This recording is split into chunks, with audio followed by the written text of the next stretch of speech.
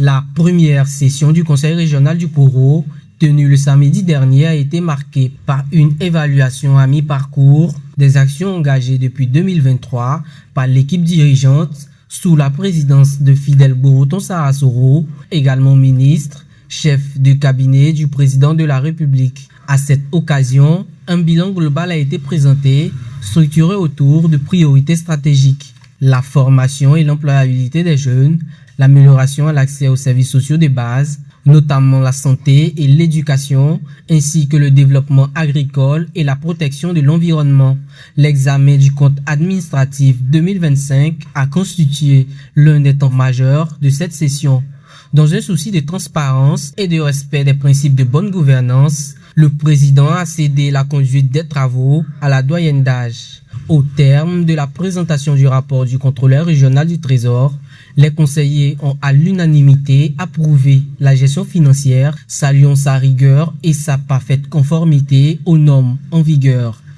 Avec un budget global estimé à plus de 4 milliards 300 millions de francs CFA, le conseil régional affiche des performances solides avec une mobilisation des ressources d'investissement supérieure aux prévisions. Ces performances se traduisent sur le terrain par des réalisations tangibles. 98 chantiers engagés depuis 2024, comprenant notamment la construction de 50 cantines scolaires, la réalisation de 100 forages et de 5 châteaux d'eau, ainsi que la création de plus de 6500 emplois.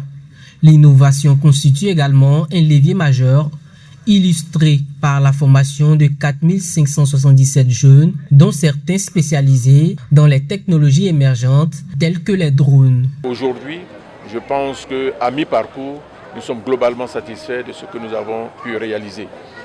Évidemment, il y a beaucoup qui reste à faire et c'est pour cela que nous avons un plan d'action pour le reste de cette année déjà 2026 et aller bien au-delà. Pour 2026, les perspectives portent sur le renforcement des cantines scolaires envisagées comme levier de nutrition et de scolarisation, ainsi que sur la valorisation du potentiel touristique régional afin d'attirer davantage d'investissements. La session s'est conclue sur des notes de fierté, ponctuées par les félicitations solennelles adressées à Madjara Tiegbana Gulbali à la suite de sa récente nomination au poste de vice-présidente à l'Assemblée nationale.